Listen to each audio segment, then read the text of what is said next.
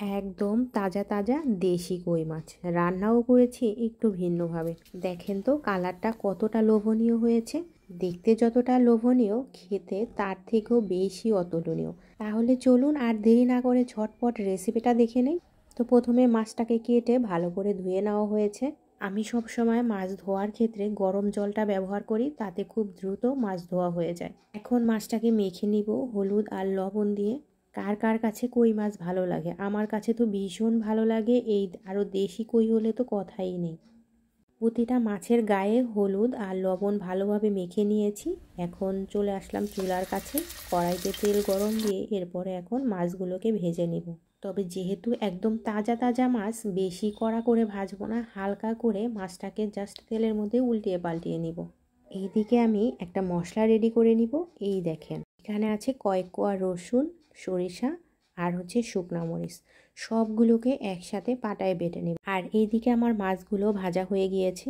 এবার মাছগুলোকে উঠিয়ে নিচ্ছি আর এভাবে করে আমি সবগুলো মাছ ভেজে নিব। মাছ ভাজা হয়ে গেলে ওই তেলের মধ্যেই আলু দিয়ে দিলাম। এর মধ্যে একটু লবণ আর হলুদ দিয়ে আলুটাকেও একটু ভাজা ভাজা করে নিচ্ছি। আলুটা ভাজা হয়ে গেলে এবার আলুটাকে উঠিয়ে নিচ্ছি। দেখেন এখানে কিন্তু আর তেল দিলাম না, ওই তেলের মধ্যেই ফোড়নটা দিয়ে দিয়েছি। ফোড়নটা দিয়ে দিলাম সাদা জিরা। এবার জিরাটা হয়ে গেলে এর মধ্যে বেটে রাখা মশলাটা দিয়ে দিচ্ছি। এই মশলাটাকে তেলের মধ্যে ভালো করে কষিয়ে নিব।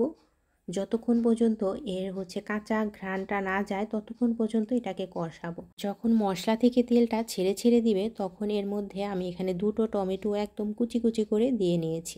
আপনারা কারা কারা এভাবে টমেটো দিয়ে রান্না করেন সব রান্নায়? আমার কাছে কিন্তু টমেটো দিয়ে রান্না করলে বেশ ভালো লাগে।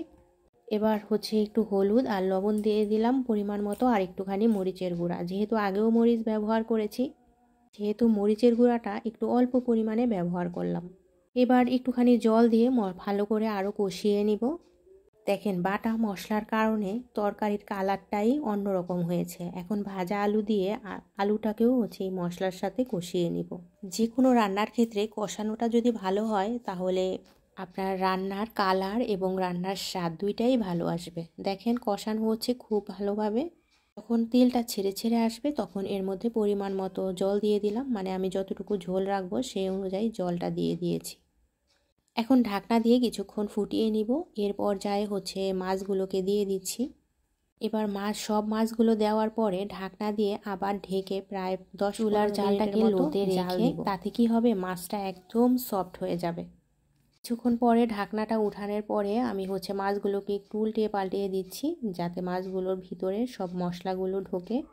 আর এখন আমি একটু সরিষার তেল উপর দিয়ে ছিটিয়ে দিচ্ছি। যেহেতু সরিষা বাটা দেওয়া আছে, এই তেলটার কারণে সরিষা বাটার টেস্টটা আর একটু বেড়ে যাবে। এখন একটু দিয়ে দিলাম ধনিয়া পাতাটাকে একটু সব জায়গায় ছড়িয়ে ছিটিয়ে দিচ্ছি। আর এখন এর মধ্যে একটু পরিমাণে লবণ দিচ্ছি আর 1 চিমটি পরিমাণে চিনি দিয়ে দিলাম স্বাদটাকে ব্যালেন্স করার জন্য। এখন একটু ঢাকনা দিয়ে 5 মিনিটের মতো লোতে রেখে দিব। 5 মিনিট পরে আবার ফিরে আসলাম। দেখেন রান্নাটা কতটা লোভনীয় হয়েছে।